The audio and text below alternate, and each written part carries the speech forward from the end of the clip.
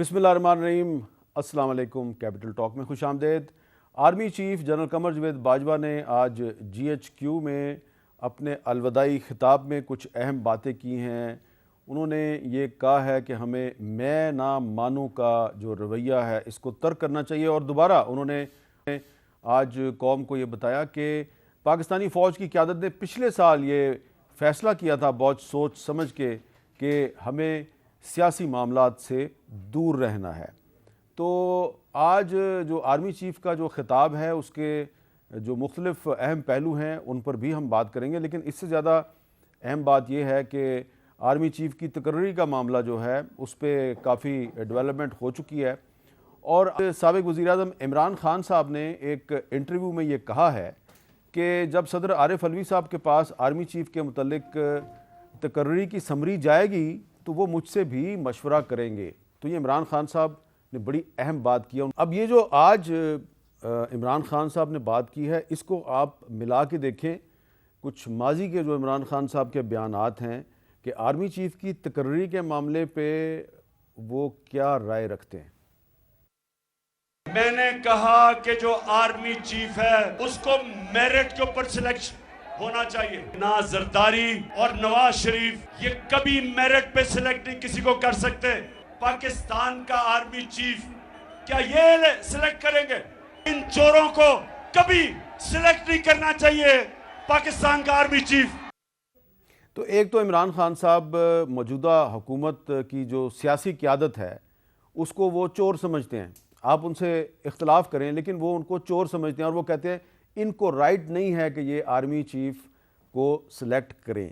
और आज उन्होंने कहा है कि जब सदर आरिफ अलवी साहब के पास समरी जाएगी तो वो मुझसे मशवरा करेंगे। सवाल पैदा होता है कानूनी पहलू कि क्या सदर आरिफ अलवी आइन के तहत इमरान खान साहब से मशवरा कर सकते हैं? और ज़ाहिरी बात है इसमें से एक और सवाल भी निकलेगा कि क्या शहबाज शरीफ साहब जो वज़ीर आज़म हैं क्या वो आइन के तहत नवाज शरीफ साहब से आर्मी चीफ़ की तकर्री पे मशवरा कर सकते हैं? तो ये दोनों मामलात हैं। और इसके अलावा आर्मी चीफ़ कमर जावेद बाजवा साहब की आज की तकरीर पे हम बात करेंगे। हमारे साथ आज मौजूद हैं जनाब खुर्रम दस्तगीर खान साहब, वफाकी वज़ीर तवानाई, और मैं याद दिला दूँ वज़ीर दफ़ा भी थे आप पहले। बेशक। तो उनके साथ मौजूद हैं जनाब शुएब शाहीन साहब, सदर Islamabad high court bar association. तो खुर्रम साहब, जो इमरान खान साहब ने आज फरमाया है कि आरिफ अलवी साहब आर्मी चीफ की तकर्री पर मेरे से मशवरा करेंगे, इसको आप कैसे देखते हैं? जी बिल्कुल ही बेमानी और लग़्व बात है, क्योंकि एक दफ़ा जब वज़ीर आज़म एक फ़ैसला कर लेंगे तो सदर आइन के तहत उसको मानने के पाबंद हैं। वो उस पर ताख़ीर कर सकते हैं लेकिन उससे इनकार नहीं कर सकते। तो वो जो भी रिजर्वेशन हैं 25 दिनों के बाद वो इन एनी केस आज खुद वो मंजूर हो जाएगा। दूसरी बात यह है कि एक फ़ैसले के बाद तो मुशावरत नहीं हो सकती ना, मुशावरत तो पहले होनी है। तो लिहाजा ये सदर मुमलिकत ने ये फ़ैसला करना है कि क्या वो गवर्नर पंजाब वाली तलख तारीख दोहराएंगे जो अभी चंद महीने पहले उन्होंने नहीं, लेकिन आप देखिए ना थिएटर लगाया कि प्रेसिडेंट साहब ने आज खैबर पख्तूनख्वा के गवर्नर की तकर्री का मामला जो चुटकियों में हल किया।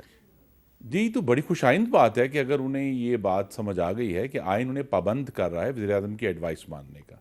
ताख़ीर कर सकते हैं लेकिन बिलाखिर वज़ीर आज़म की एडवाइस ही उस कारआमद होगी। दूसरा सवाल ये है कि क्या पाकिस्तान में मेरिट का तयन एक फितना और फसाद के ज़रिए होगा या आइन के तहत होगा, कानून के तहत होगा? तो मेरिट का जो तयन है वो आइन और कानून के तहत ही होना है, जो कि वज़ीर आज़म के पास ये सवाबदीद आइन पाकिस्तान में सवाबदीद देता है। तो लिहाजा गुफ्तगू ज़रूर कर लें अगर सदर आरिफ अलवी ने ज़रूर करनी है, लेकिन कानूनी तौर पर और आइनी तौर पर वो सिर्फ it will be hot air, it can not be A consultation. वो कंसल्टेशन का वक्त जो है वो गुजर चुका होगा जब तक वो समरी सदर के पास जाए। शुएब शाहीन साहब, सदर आरिफ अलवी के पास आइन में कोई इख्तियार है कि वो इमरान खान साहब से मशवरा करें, और फ़र्ज़ करें कि इमरान खान साहब कहते हैं कि जी ये जो नाम आया है ये नाम ठीक नहीं है, तो क्या आरिफ अलवी साहब के पास कोई इख्तियार है कि वो समरी वापस भेज दें? बिल्कुल, आर्टिकल 48 है इसका कॉन्स्टिट्यूशन का, जो ये अख्तियार देता है। आर्टिकल 48 ऑफ द कॉन्स्टिट्यूशन ये अख्तियार देता है कि विद इन 15 डेज़ 15 दिन के अंदर अंदर وہ اس کے اوپر ود سرٹن آبزرویشن ریکنسیڈریشن کے لیے اس ایڈوائس کو واپس کر سکتے ہیں جو پرائم منسٹر نے یا کیبنٹ نے بھیجی ہوتی ہے، اور پھر کیبنٹ یا پرائم منسٹر صاحب ود ان 7 days اس کو ریسپونڈ کرنے کے پابند ہے، یا تو وہ اپنی اوپینین پہ قائم رہتے ہیں یا اس میں چینج لے آتے ہیں۔ تو اگر 15 دن کا ڈیلے اس میں ہو جاتا ہے یہ منیمم ہے، تو پھر 7 دن پرائم منسٹر کے پاس ہے، پھر یہ 15 اور 7 دن، اس کے بعد پھر اگر فرض کرو پرائم منسٹر صاحب وہی سمری دوبارہ بھیج دیتے ہیں تو پھر اس کے 14 دن بعد اگر وہ سائن کر دیتے ہیں تو پھر امیڈیٹلی وہ پابندی ہے کہ سائن کریں گے، اگر وہ نہیں کرتے ہیں تو آفٹر 14 days پھر وہ حصہ ہو جاتا ہے، وہ بائنڈنگ ایفیکٹ ہے۔ تو یہ وہ گڑبڑ ہے جس کا ذکر بلاول صاحب نے اپنی پچھلے دنوں ایک پریس کانفرنس میں کیا کہ صدر صاحب ایسا مت کیجئے گا۔ دیکھیں بلاول صاحب کس طرح کہہ رہے ہیں، ایک طرف کہہ رہے ہیں کہ انہوں نے نو کانفیڈنس موشن کا آئین کے مطابق کی ہے، یہ آئین اگر پریزیڈنٹ کو اختیار دیتا ہے تو اچھا ہم آئینی حق ہے ان کا۔ آرٹیکل 48 پڑھ لیں جی ذرا۔ جی پلیز۔ آرٹیکل 48 کیا کہتا ہے جی؟ آرٹیکل 48 کہتا ہے کہ in the exercise of his functions the president shall act on and in accordance with the advice of the cabinet on the prime minister, provided that within 15 days the president may require the cabinet or as the case may be the prime minister to reconsider such advice either generally or otherwise, and the president shall within 10 days act in accordance with the advice tendered after such reconsideration. تو دوبارہ جب آئے گی after سچ ریکنسیڈریشن، جب دوبارہ آئے گی تو پھر 10 دن میں وہ فیصلہ کرے گا۔ تو اس میں پھر خرم صاحب یعنی 15 دن پہلے 10 دن یہ 25 7 دن آپ رکھ لیں پرائم منسٹر والے، تو 25 اور 7 تو یہ about 1 month more then 1 month کا یہ پیریڈ ہے اگر وہ ریکنسیڈریشن کے لیے۔ تو عمران خان صاحب آج انٹرویو میں یہ کہہ رہے تھے کہ ہم جو بھی کریں گے آئین کے اندر رہ کے کریں گے، اندر رہ کے وہ 1 مہینے کا ڈیلے تو کر سکتے ہیں۔ جی گورنر پنجاب کے معاملے میں بھی کیا تھا، لیکن آج کون گورنر پنجاب ہے؟ وہی صاحب ہیں جنہیں وزیر اعظم شہباز شریف نے اس کے لیے تعین جن کا کیا تھا۔ تو یہاں بھی صدر مملکت کا پاس یہ ایک موقع ہے کہ وہ اگر مزید فتنہ اور فساد پھیلانا چاہتے ہیں ملک میں تو پھیلا دیں، لیکن بالآخر وہی شخص آرمی چیف بنیں گے یا جوائنٹ چیف بنیں گے جس کی ایڈوائس پرائم منسٹر بھیجیں اچھا گے۔ میں ویسے آپ نے دیکھا ہوگا کہ جنرلی میں اس ایشو پہ زیادہ ڈسکشن نہیں کرتا کہ کون ہوگا آرمی چیف نہیں ہوگا، لیکن اب کیونکہ ڈسکشن ہو رہی ہے اور آئینی حوالے سے ڈسکشن ہو رہی ہے، میں ایک سوال آپ سے کر لوں کھل کے؟ جی ضرور کھل کے۔ دیکھیں اس میں ایک نام ایسا ہے جو سمری جی ایچ کیو نے بھجوائی ہے، جی ایچ کیو نے جو نام شامل کیے ہیں اس میں ایک نام ہے لیفٹیننٹ جنرل عاصم منیر صاحب کا، ان کے بارے میں کہا جا رہا ہے کہ وہ 27 نومبر کو ریٹائر ہو رہے ہیں۔ تو اگر آج رات کو یا کل یا پرسوں کیبنٹ کی طرف سے کوئی فیصلہ کر کے اناؤنسمنٹ کر دی جاتی ہے اور پریزیڈنٹ صاحب ان کے نام کی سمری کو واپس کر دیتے ہیں تو پھر کیا ہوگا؟ جی یہ گرے ایریا ہے، لیکن چونکہ وزیر اعظم کی ثوابدید ہے کہ وہ کسی کو بھی نومینیٹ کر سکتے ہیں، اور وہ جو نومینیشن ہے وہ پھر سٹینڈ کرے گی جب تک اس پہ عمل درآمد نہیں ہو جاتا۔ اچھا تو وہ اگر ان کو ضرورت پڑے گی تو پرائم منسٹر وہ سٹینڈ کرے گی؟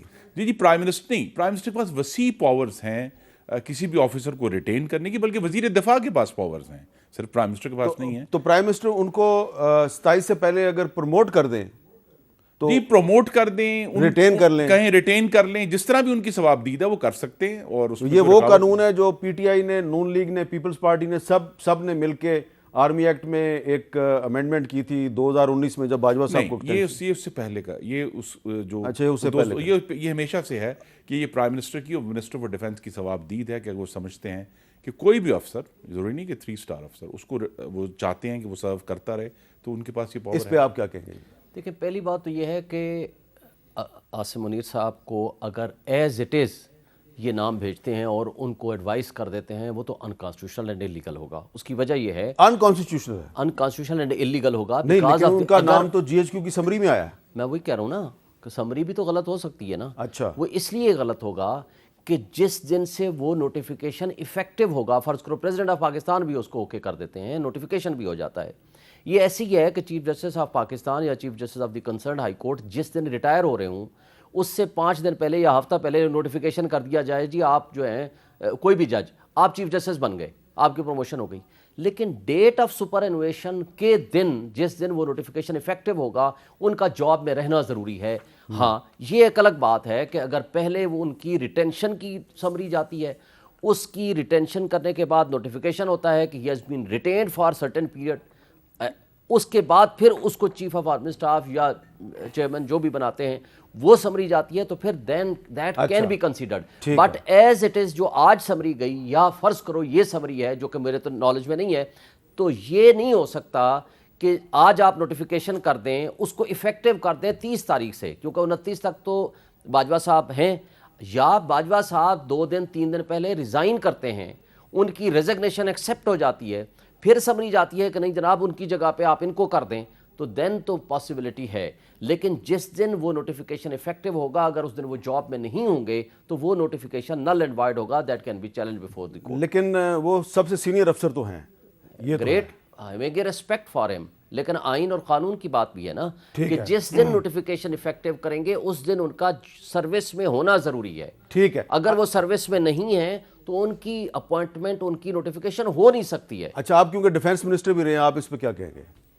دیکھیے 2019 میں بھی ایک بہت ہی غیر معمولی کیس عدالت عظمیٰ کے پاس گیا تھا, اور جس طرح محترم فرما رہے ہیں شاید ان کا یہی موڈ ہے, لیکن میری توقع یہی ہے کہ یہ معاملہ اگلے چند دنوں میں احسن طریقے سے حل ہو جائے گا, اور ہمیں عدالتوں میں اور اس قسم کے آبجیکشنز جو ہیں ریز ہو سکتے ہیں کسی بھی چیز پر. ایسے قانون لکھا ہوا ہے انگریزی زبان میں, آپ اس کو مختلف طریقے سے پڑھ سکتے ہیں. 2019 میں بھی ایک صاحب جو ہیں وہ چلے گئے تھے سپریم کورٹ میں. جی, اور آپ کو معلوم ہے کہ وہ 3 دن کتنے ہیجان کے گزرے, اور پھر اچانک چوتھے دن اس کا فیصلہ ہو گیا. تو ابھی بھی کوئی جا سکتا ہے سپریم کورٹ؟ جی, یہ تو بالکل پاکستان کی عوام کی عدالتوں کے دروازے کھلے ہیں, لیکن مجھے یہ امید ہے کہ جس طرح کوشش کی جا رہی ہے کہ اس پورے پروسیس کو احسن طریقے سے ریزالو کیا جائے. آپ یہ غور کریں کہ سارے معاملے میں اگر ایک ہی شخص ہے جو اس پر فتنہ اور فساد پھیلا رہا ہے, اس کا نام عمران خان ہے, اس کے علاوہ تو اور کوئی اس پر بات نہیں کر رہا. آگے چلتے ہیں جی. آج army chief general Qamar Javed Bajwa صاحب نے جو GHQ میں اپنا الوداعی خطاب کیا ہے, اس میں انہوں نے ایک اہم بات کیا ہے, فوج کا جو سیاست میں کردار ہے اس کے حوالے سے. سنیں وہ کیا کہہ رہے ہیں. ہماری فوج جو دن رات قوم کی خدمت میں مصروف رہتی ہے, گائے بگائے تنقید کا نشانہ بنتی ہے.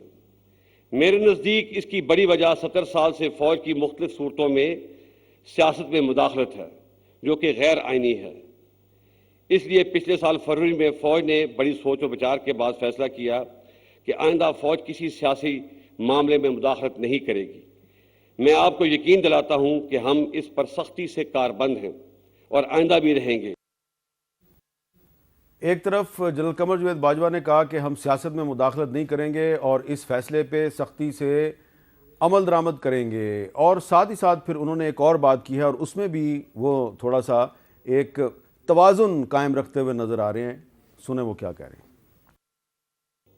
2018 کے الیکشنوں میں بعض پارٹیوں نے RTS کے بیٹھنے کو بہانہ بنا کر GTV پارٹی کو سلیکٹڈ کا لقب دیا, اور 2022 میں اعتماد کا ووٹ کھونے کے بعد ایک پارٹی نے دوسری پارٹی کو امپورٹڈ کا لقب دیا. ہمیں اس رویے کو رد کرنا ہوگا. شعیب شاہین صاحب, آپ نے یہ دو کلپ میں نے آپ کو سنوائے, آپ کو لگ رہا ہے کہ یہ خوشگوار ہوا کا جھونکا ہے؟ دیکھیں, پہلی بات تو ہیونگ ریسپیکٹ, باجوہ صاحب نے اپنی بات کو خود کانٹراڈکٹ کیا. کہہ رہے ہیں کہ غیر آئینی کام ہے, 75 سال میں سیاست میں مداخلت ہم کرتے رہے. دوسری بات کی پچھلے سال ہم نے فیصلہ کیا کہ اب مداخلت نہیں ہونی چاہیے, تو میننگ دیئر بائی پچھلے سال تک تو مداخلت آپ نے ایڈمٹ کر لی. اگر وہ ایڈمیشن آپ کی ہے تو پھر سارے الزامات جو آج تک لگاتے رہے ہیں سیاستدان, ہوسو ایور میں بھی, میں کسی کا نام نہیں لینا چاہتا, نہ موجودہ اپوزیشن کا نہ پچھلی اپوزیشن کا, تو ان کی بات میں وزن تو پھر ہے. جب آپ پچھلے سال تک مداخلت کو لیکن وہ کہہ رہے ہیں کہ اب ہمیں اس رویے کو ترک کر دینا چاہیے. اب رویے کو ترک کرنا چاہیے, لیکن پچھلے 7 مہینے اور 8 مہینے کے اگر معذرت کے ساتھ میں کنڈکٹ دیکھوں ہمارے اپنے بھائیوں کا اور اسٹیبلشمنٹ کا, میں نے رجیم چینج کا پروگرام کیا, ایاز امیر کو اسی رات کوٹ پڑ گئی, اور اس کو جو اٹھانے والے تھے ان کے بقول وہ محکمہ زراعت کے ہی لوگ تھے, محکمہ پاشی کے سمجھ لیں, محکمہ زراعت کے سمجھ لیں. اسی طرح تقریر کی عمران ریاض نے اگلے دن پکڑا گیا. اسی طرح جس نے وہاں جنرل خالد نعیم نے تقریر کی اس کی اگلے دن پینشن روک دی. ہزاروں کی تعداد میں آفیسرز اینڈ آفیشلز ہیں کہ آپ نے ان کی اچھا یہ اس معاملے پہ بھی یہ جو کنڈکٹ اس معاملے پہ بھی آرمی چیف نے آج ایک بات کی ہے، ذرا وہ بھی سنیں وہ کیا کہہ رہے ہیں۔ فوج پہ تنقید عوام اور سیاسی پارٹیوں کا حق ہے، لیکن الفاظ کے چناؤ اور استعمال میں احتیاط برتنی چاہیے۔ ایک جعلی اور جھوٹا بیانیہ بنا کر ملک میں ہیجان کی کیفیت پیدا کی گئی اور ابھی اسی جھوٹے بیانیے سے راہ فرار اختیار کی جا رہی ہے۔ فوج کی قیادت کے پاس اس نامناسب جلغار کا جواب دینے کے لیے بہت سے مواقع اور وسائل موجود تھے، لیکن فوج نے ملک کے وسیع تر مفاد میں حوصلے کا مظاہرہ کیا اور کوئی بھی منفی بیان دینے سے اجتناب کیا۔ لیکن یہ بات سب کو ذہن نشین کر لینی چاہیے کہ اس صبر کی بھی ایک حد ہے۔ میں اپنے اور فوج کے خلاف اس نامناسب اور جارحانہ رویے کو درگزر کر کے آگے بڑھنا چاہتا ہوں۔ درگزر کر کے آگے بڑھنا چاہتا ہوں، نہیں، درگزر کا کیا مطلب ہوا؟ دیکھیں اعظم سواتی نے کیا کیا، ایک ٹویٹ کی نا۔ نہیں، لیکن اعظم سواتی صاحب کے معاملے کی انکوائری کے لیے جب سینٹ نے ایک کمیٹی بنائی اور اس کمیٹی نے کہا کہ آ کے اب ثبوت پیش کریں، جو ویڈیو آپ کہتے ہیں آپ کے پاس ہے، اعظم سواتی صاحب نے پیش نہیں کی۔ دیکھیں بات یہ ہے، اعظم سواتی کو ننگا کر کے نہیں مارا گیا، اس نے نام نہیں لیے جن لوگوں کے، ان کے خلاف انکوائری ہوئی۔ دیکھیں اعظم سواتی کسی پہ الزام لگا رہا ہے آفیشلز پہ، آپ کرتے انکوائری کی فائنڈنگ سامنے لاتے ہیں کہ جناب ہم نے انکوائری کر لی ہے، یہ بے گناہ ہیں۔ سیم ڈے جس دن اس نے الزام لگایا، رات کو آئی ایس پی آر یہ کہہ رہی ہے کہ جناب یہ بے گناہ ہے۔ آپ نے انکوائری تو کی نہیں، آپ نے ان سے پوچھا تک نہیں۔ ہو سکتا ہے دیکھیں میں وکیلوں کا نمائندہ ہوں، میں صدر ہوں اسلام آباد ہائی کورٹ بار کا، میرا ایک وکیل اگر کسی غلط کام میں ملوث ہے، مجھے کسی نے اس کی شکایت کی ہے، تو میرا یہ تو فرض ہے نا کہ میں اس سے پوچھ لوں یا ایک انکوائری کر لوں اور اس کے بعد کہوں کہ نہیں جی آپ غلط کہہ رہے ہیں۔ ٹھیک ہے، ود ان 2 hours آپ رپورٹ دیتے ہیں کہ نہیں جناب آپ جھوٹ بول رہے ہیں، آپ غلط کہہ رہے ہیں، ہم برداشت کی حد ہوتی ہے۔ پھر اس کی آخر ویڈیو وہ کہتا ہے اصلی ویڈیو ہے اس میں، تو وہ سینٹ کی جو کمیٹی بنی ہے اس کو دکھا دینا۔ سر بات یہ ہے کہ کسی کی ریسپیکٹ بھی تو کوئی چیز نہیں، ہوتی ہے۔ وہ سپریم کورٹ میں اچھا مجھے آپ بتا دیں 2 گھنٹے کے اندر ایف آئی اے کو کس نے کہا کہ آپ اس کی ویریفیکیشن کر کے بھی رپورٹ دے ایف دیں؟ آئی اے کی جب آپ بات کرتے ہیں تو پھر وہ حکومت آ جاتی ہے۔ اب ان سے بات کرتے ہیں، لیکن خرم صاحب دیکھیں آرمی چیف صاحب نے کہا کہ فوج نے کتھارسس شروع کر دیا ہے، وہ کیا کہہ رہے ہیں؟ فوج نے تو اپنا کتھارسس شروع کر دیا ہے۔ مجھے امید ہے کہ ہماری سیاسی پارٹیاں بھی اپنے رویے پر نظر ثانی کریں گی، اور یہ بھی حقیقت ہے کہ پاکستان میں ہر ادارے، سیاسی پارٹیوں اور سول سوسائٹی سے بھی غلطیاں ہوئی ہیں۔ ہمیں ان غلطیوں سے سبق سیکھنا چاہیے اور آگے بڑھنا چاہیے۔ اچھا موقع ہے تمام پولیٹیکل پارٹیز اگر اس وقت اب مجھے آپ ذرا خرم صاحب سے بات کرنے دیں۔ خرم صاحب وہ کہہ رہے ہیں کہ اب ہمیں آگے بڑھنا چاہیے، تو کیسے آگے بڑھیں؟ سب اپنی غلطیوں کا اعتراف کرنے کے لیے تیار ہیں؟ یہ سب آپ کے پروگرام میں ایک بات میں کئی دفعہ پہلے کہی میں دہرانا چاہتا ہوں، اگر آگے بڑھنا ہے تو ایک دوسرے کو ڈاکو، کافر اور غدار کہنا چھوڑ دیں، ایک دوسرے کا احترام کریں۔ سیاسی جماعتوں سے کہہ رہا ہوں، یہ جو 3 الفاظ ہیں، ان الفاظ نے تلخی پیدا کی ہے۔ آج نہیں، 1950 کی دہائی میں بھی، 60 میں بھی، جب آپ کو پتا ہے کہ اس وقت کے غدار جو تھے وہ بعد میں پتہ چلا کہ وہ تو محب وطن لوگ تھے، وہ تو آئین کی عملداری چاہتے تھے۔ تو یہ جو اگر ڈاکو، چور اور کافر کہنا ایک دوسرے کو ہم بند کر دیں گے، اس حد تک تو بات بالکل ٹھیک ہے۔ دوسرا ان کی بات یہ بھی ٹھیک ہے، باجوہ صاحب نے کس چیز کو درگزر کیا ہے؟ کیونکہ عمران خان نے وہ الفاظ استعمال کیے جو آج تک کسی سیاسی جماعتوں نے فوج کے کردار پر تنقید کی ہے، لیکن یہ ابھی ہم نے سنا ہے کہ فوج کو جانور کوئی کہہ رہا ہے، میر جعفر کہہ رہا ہے، میر صادق کہہ رہا ہے، غدار کہہ رہا ہے۔ یہ ایسی زبان ہم نے کبھی نہیں سنی افواج پاکستان۔ ہم نے بھی تنقید کی ہے، مسلم لیگ نون کے قائد نے بھی تنقید کی ہے، لیکن اس طرح کے الفاظ ہم نے کبھی فوج کے لیے استعمال نہیں کیا۔ غدار کہ جی امریکی سازش کا حصہ، پتہ نہیں خدا جانے کیا کیا آل فول انہوں نے بات کی ہے۔ تو اس کو ضرور ہمیں ایک دوسرے کا احترام کرنا ہے، درگزر کرنا ہے، اور کوشش یہ کرنی ہے کہ ہمیں آئین اور قانون پر ہم خود بھی چلیں، اور جتنا ہم خود چلیں گے اتنا ہی ہم دوسرے اداروں کو کہنے کے قابل ہوں گے۔ اور آئین پر چلنے میں صرف فوج اور سیاستدان نہیں ہے، عدلیہ بھی اس میں شامل ہے، انہوں نے بھی اپنی آئینی حدود کا احترام کرنا ہے، کیونکہ آپ نے یہ دیکھا ہے کہ بار بار صرف سیاست کے اندر عدلیہ کے بھی ایسے فیصلے آئے ہیں جنہوں نے سیاست کو تروڑ مڑوڑ کر رکھ دیا اس ملک میں۔ اور یہ صرف کل کی بات نہیں ہو رہی، یہ 1953 میں 200 سے شروع ہوا ہوا، 200 کیس سے معاملہ شروع ہوا ہوا۔ تو یہ سارے ایشوز ہمارے سامنے سبق کے ہیں۔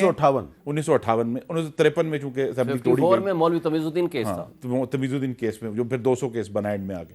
سارا ایشو یہی ہے کہ ہمیں ایک آئین پر چلنا ہے اور چاہے وہ چیف آف آرمی اسٹاف کی تقرری ہو, چاہے وہ جوائنٹ چیف کی تقرری ہو, ہمیں آئین پر رہ کر ہی چلیں گے تو بچیں گے. جو ہمیں سبق ملا یہ بھی ہے, جس کا ذکر انہوں نے شاید ڈھکے الفاظ میں کیا, کہ وہ جو تجربہ عمرانی تھا وہ مکمل طور پر ناکام ہو گیا. وہ منہ کے بل آ گرا کہ آپ کسی بھی شخص کو کے لیے آپ نے اس کے مخالفوں کو ڈسکوالیفائی کر دیا. اس سے پہلے بھی فوجی قیادت نے جی کچھ تجربے کیے تھے نا, وہ دیکھیں نا, اس سے ہم سبق سیکھ کر آگے بڑھے. تجربے ویسے دونوں ناکام ہوئے, یہ موجودہ نو کانفیڈنس والا بھی, وہ پچھلا 2018 والا بھی, اور اس سے پہلے والا 2013 والا بھی, اور اس سے پہلے والا بھی, اور اس سے پہلے والا بھی, اور اس سے پہلے والا بھی. تجربات 49 سے لے کر آج تک سارے 1958 کے انتخابات سے آپ کہہ لیں تجربہ. فوج جس سیاستدان کو کندھوں پہ بٹھا کے لائی, بعد میں اسی سیاستدان کے ساتھ فوج کا پھڈا ہوا. اس لیے باجوہ صاحب نے بالکل درست کہا کہ فوج کو سیاست میں نہیں آنا چاہیے. لیکن آج عمران خان صاحب جو ہیں وہ کچھ اور بھی کہہ رہے ہیں, وہ صدارتی نظام کی باتیں بھی کر رہے ہیں. سنیں وہ کیا کہتے ہیں. آپ یہ اکنامک چیلنجز فائٹ کر ہی نہیں سکتے جب تک آپ کی سٹیبل گورنمنٹ نہ ہو. پریزیڈنشل سسٹم بالکل مختلف ہے, اس میں سٹیبلٹی ہے, لیکن پارلیمنٹری سسٹم جس کے اندر coalition government with a thin majority, اس کے لیے تو بہت ہی مشکل ہے کہ بڑے چیلنجز کو کوپ کرنے کے لیے. کیا ہسٹوریکلی یہ بات درست ہے کہ پریزیڈنشل سسٹم پاکستان میں سٹیبلٹی لے کے آیا؟ اس پہ بات کریں گے وقفے کے بعد.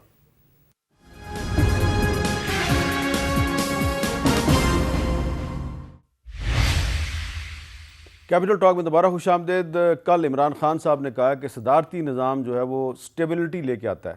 کیا پاکستان میں صدارتی نظام سٹیبلٹی لے کے آیا؟ یہ بڑا اہم سوال ہے, اور یہ بھی سوال بڑا اہم ہے کہ کیا عمران خان صاحب اگر 2/3 اکثریت حاصل کر لیتے ہیں تو کیا وہ پاکستان میں صدارتی نظام لانے کی کوشش کریں گے؟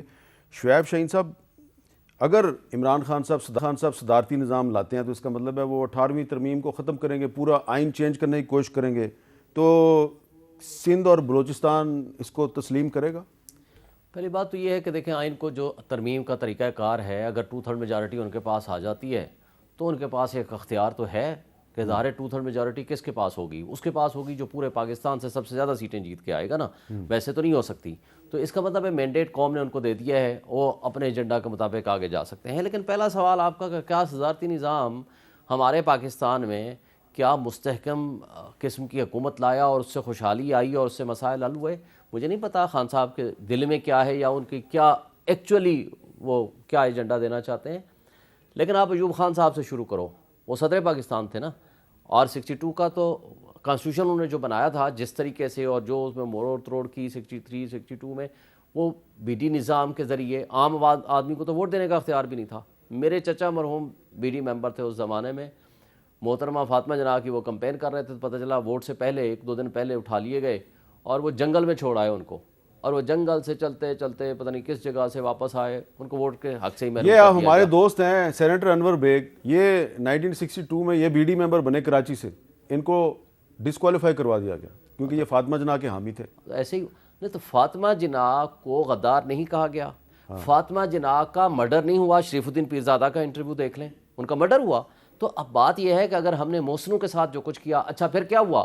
انہی کے دور صدارت میں پھر مارشل لا لگا, یحییٰ خان تھے وہ بھی صدر تھے. ان دونوں صدور کے نیٹ رزلٹ میں کیا ہوا؟ جمہوریت پہ اور آئین پہ جب بلیو نہیں کیا گیا, 151 سیٹوں والے کو سیٹ پرائم منسٹرشپ نہیں دی گئی, تو ہمارا ملک 2 حصے میں بٹ گیا. اور اس کے بعد اگلا پریزیڈنٹ صاحب آتے ہیں, ضیاء الحق صاحب, آل ان آل تھے, فل امپاورڈ تھے. کیا ہوا؟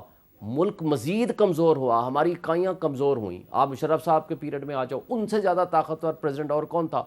1 گھنٹے کے نوٹس میں جناب ججز کو بند کر دیا, ہم سارا دن سڑکوں تو صدارتی نظام پاکستان میں کوئی سٹیبلٹی نہیں لے کے آیا. میرا خیال ہے کہ سسٹم کو امپروو کرنے کی ضرورت ہے, گورننس کو امپروو کرنے کی ضرورت ہے, پولیٹیکل سٹیبلٹی کی ضرورت ہے, کنسسٹنٹ پالیسیز کی ضرورت ہے. ان چیزوں کی ضرورت ہے جس کے نتیجے میں آپ ملک کو آگے. اچھا آپ آگے چلتے ہیں جی. صاحب صدارتی نظام آمریت کا کوڈ ورڈ ہے. اچھا, پاکستان کی تاریخ ہمیں یہ بتاتی ہے کہ جب بھی صدارتی نظام کا نام لیا گیا اس کے پیچھے آمرانہ ہوس تھی اس ملک پر چلنے. اور یہ ملک جو ہے یہ ایک فیڈریشن ہے, یہاں 4 صوبے ہیں. جس نے بھی 1 یونٹ بنا تھا نا, کر لی کوشش, لیکن وہ 1 یونٹ کا نتیجہ کیا تھا؟ ملک 2 ٹکڑے ہو گیا. تو یہ صدارتی نظام جو عمران خان کا ہے، یہ ان کی آمرانہ ہوس ہے کہ جی مجھے اتار دیا، اور مجھے ایسی پارلیمانی نظام نہیں چاہیے جو مجھے میری ٹرم کے دوران مجھے جو ہے وہ اقتدار سے باہر نکال دے، ایسا نظام مجھے نہیں چاہیے۔ لیکن بات یہ ہے کہ اگر اس ملک کو اکٹھا لے کر چلنا ہے تو اس کے لیے یہ پارلیمانی نظام ہی ہے، سینٹ ہے، جس کے ذریعے آپ ساری اکائیوں کو اکٹھا رکھتے ہیں، ان کی آواز سننی پڑتی ہے۔ اچھا، اب عمران خان صاحب 26 نومبر کو راول پنڈی آ رہے ہیں، راول پنڈی میں کیا صورتحال ہے؟ آپ دیکھیں وہاں پہ وہ خیمہ بستیاں آباد کر رہے ہیں، اور لگتا یہ ہے کہ انہوں نے اسے واپس نہیں جانا، اور ہو سکتا ہے کہ وہ اسلام آباد کی طرف بھی آئیں۔ تو خرم صاحب، اگر عمران خان صاحب اسلام آباد کی طرف یلغار کر دیتے ہیں پھر آپ کیا کریں گے؟ ہمارے سامنے جی دو چیزیں ہیں۔ ایک تو آئین پاکستان میں اظہار رائے کی آزادی ہے، لیکن جو احتجاج کا حق ہے وہ فیض آباد دھرنے کی ججمنٹ میں سپریم کورٹ نے اس کی حدود و قیود متعین کر دی ہیں۔ تو اگر تو عمران خان ان حدود و قیود میں رہتے ہیں جو کہتے ہیں آپ سڑک بند نہیں کر سکتے، آپ کاروبار بند نہیں کر سکتے، آپ لوگوں کا آنا جانا، اسکولوں تک رسائی بند نہیں، اگر تو وہ ان حدود و قیود میں رہتے ہیں تو اسلام آباد آئیں، پڑاؤ ڈالیں، قیام کریں اور ہمارے خلاف تقریریں کریں۔ میرے خیال ہے ذرا یہ فل سکرین پہ دکھا دیں، یہ نظر نہیں آ رہا۔ راول پنڈی میں جو تیاریاں ہیں ان کو آپ فل سکرین پہ دکھا دیں، یہ نظر نہیں آ رہا۔ یہ دیکھیں، یہ وہاں پہ خیمہ بستیاں آباد کی جا رہی ہیں، تو ان کا، اور وہاں پہ حکومت بھی جو ہے وہ پی ٹی آئی کی ہے۔ جی وہ حکومت پنجاب جو ہے نا جی، وہاں تو ٹھیک ہے، وہ پہلے حکومت پنجاب نے تو یہ جواب دینا ہے کہ عمران خان کی حفاظت میں ناکام کس طرح ہوئے، اور وہ پورا جو ایف آئی آر کا چکر ہے۔ تو اگر وہ راول پنڈی میں آ کے، جیسے میں نے کہا، حکومت پنجاب جو ہے اس پر بھی اتنی آئین کی ذمہ داریاں ہیں، اس پر بھی سپریم کورٹ کا اتنا ہی اطلاق ہوتا ہے جتنا وہ ہے، تو ہمیں یہ توقع ہے کہ حکومت پنجاب بھی اس بات کو یقینی بنائے گی کہ سڑکیں بند نہ ہوں، اسکولوں تک رسائی رہے، لوگ اپنے کاروبار تک، روزگار تک جا سکیں۔ تو احتجاج کرنا ضرور کریں، کرتے رہیں۔ جی ایک وقفے کے بعد اس پہ مزید گفتگو کرتے ہیں۔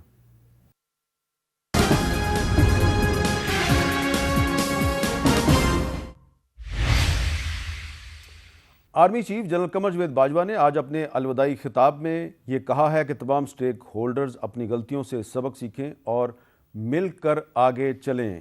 مل کر کیوں آگے چلیں، ذرا ان کے الفاظ سن لیں۔